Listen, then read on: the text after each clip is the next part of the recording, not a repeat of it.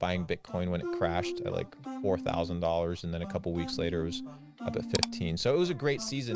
But the issue was I didn't understand market cycles. I was left holding the bag because everybody was back in the day in 2017, it wasn't diamond hands like like in 2020, that chant. It was the hodl, right? Yeah. The hold on for dear life. And I held on for dear life and I got fucked. So I sat down there. I'm like, okay, what did I do wrong? What did I do right? What I did right was I allocated my money in an investment vehicle, or what a lot of people like to call a high risk investment vehicle. And it played out. Why? Because money moves from different markets at different times. And Bitcoin has its cycles. After the Bitcoin halving, 1.5 years later, the market tends to have a really good season. So I was like, it's going to happen again. And it did. But this time I was prepared. And in 2020, after doing $16 million in e-commerce, did quite well there, had some money already saved up. I put all of my money into crypto except 10,000 bucks. Now, my entire thesis from that, it's not that I'm a genius, but I was connected with really good people. I was in the DeFi boom of 2019, so I saw Uniswap do extremely well. I was like, there's something interesting with DeFi. This was pre-YouTube videos of DeFi and everybody telling you how to open up a MetaMask account. It wasn't very popular. But that which is not popular is often a good idea. And the reason it's a good idea is because you don't have the normies and the average individual as a part of the mix. When the average individual is in the mix, it's usually the end of the season. When the taxi driver is talking about crypto, when your grandmother's talking about crypto, who else is left to buy? Truly. Because those are usually the most uneducated, uninformed, usually the people that are getting the information the last. The hedge funds are positioned, the market makers are positioned, the venture capitalists are positioned. Smart money's already in the game. And then what they do is very simple. They'll go to CNBC, they'll go to Fox News, they'll go to Forbes, and they'll pay the journalists to write articles on their behalf to do what? Increase eyeballs, because the newbies, they read these things. And then the information gets dispersed, gets disseminated, and that information then leads to what? Liquidity. Yes. Yeah. And the liquidity is where the smart people get out. They get out on the liquidity of the noobs. So in 2020, I think it was March of 2020, I remember using an exchange. It was Kraken and Binance before they were cracking down super heavy on it. And I had my orders already placed. So I had orders placed for Ethereum sub $100.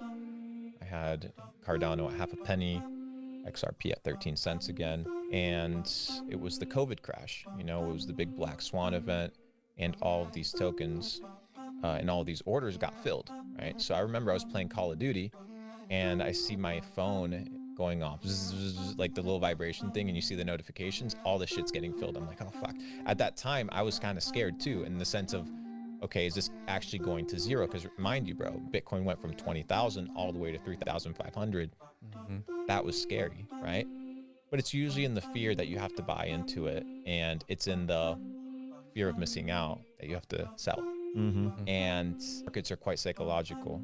And when you understand that the psychology is actually manipulated by people, you can in some way, shape, or form understand the cycle. Now, by no means am I perfect, but it worked out pretty well. I remember being on Clubhouse in 2020, and that's when the app was really popular and popping.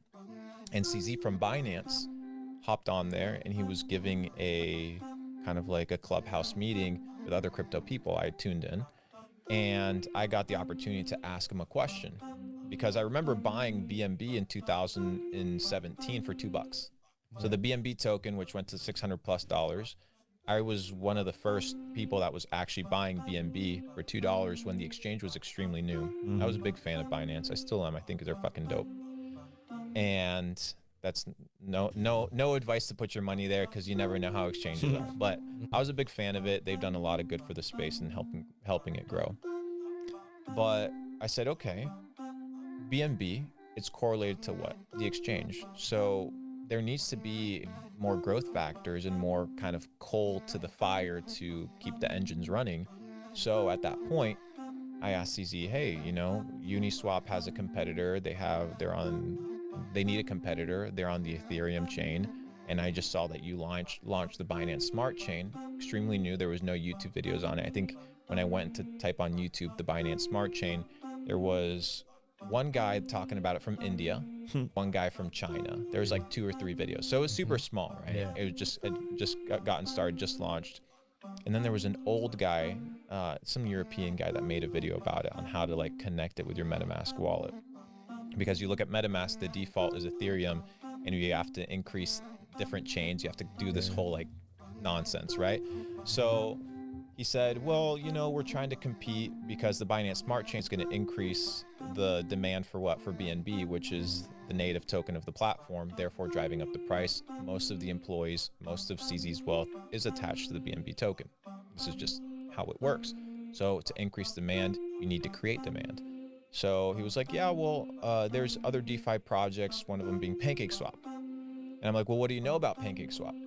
And he stuttered a little bit. And then he was like, well, I don't know. I think they're a team from Turkey. And he started giving me information. I'm like, well, if you don't know this anonymous team, how is it that you know where they're from? You know how much, like, how they're doing. You know that they're safe, that they're well put together team, that they're professionals. And they are. These guys absolutely crushed it. So I went back and I was like, dude, like maybe I shouldn't be betting on projects. Maybe I should be betting on people. And I bet on CZ. So I purchased, at that time, PancakeSwap was $25 million market cap. Very small. I purchased 1% of the supply for $250,000. And from 25 million, it went up to a $2.6 billion market cap. I sold, I think, at about $36. But my selling point was one of the co-founders of FaZe Clan, the gaming org. He texted me and he said, hey, should I buy SafeMoon? And this was the week that SafeMoon had migrated from the Ethereum chain to the Binance Smart Chain. And I said, I'm out. Because this guy, he's a gamer. He's not a crypto guy. Yeah. And that's during the shitcoin season. You guys remember when people were creating tokens out of thin air? The ding doing coin and all the bullshit. Yes, so I was like, okay, this is the end, because people are just making shit up. At that point, I remember sitting in Mexico, $36, cashed out, and it went up to I think $42, $43, and I felt like I'd missed out. But thankfully, I rode that wave pretty well. I did quite well with that investment, made some good money, and the reason I got into crypto was, in fact, I had a buddy come and visit me at the time when I was making still money with e-commerce. And we went to a restaurant, well, a fast food restaurant at the time. I don't endorse seed oils anymore, but it was called Chipotle. I don't know, it's like a Mexican fast food place. Yeah. And the bowls there are like $12. So I'm here with this crypto multimillionaire who's made a fuck ton of money with crypto. And he's like, hey, Luke, like, he like whispers in my ear, he's like, hey, can you pay for my lunch? What do you mean? I thought you were like rich. I thought you were inviting me to lunch. You know what I mean? And he's like, no, well, I don't have any money. I'm like, what do you mean you don't have any money? He's like, yeah, all my money's in crypto. And I'm like, what the fuck, bro? Like, this guy knows something that I don't. This guy like understands the game. This guy plays well. So I went back home, put all my money in crypto, and it worked out. Cashed out of Bitcoin at 55,000, cashed out of Ethereum at 2,950 or something quite high. And it worked.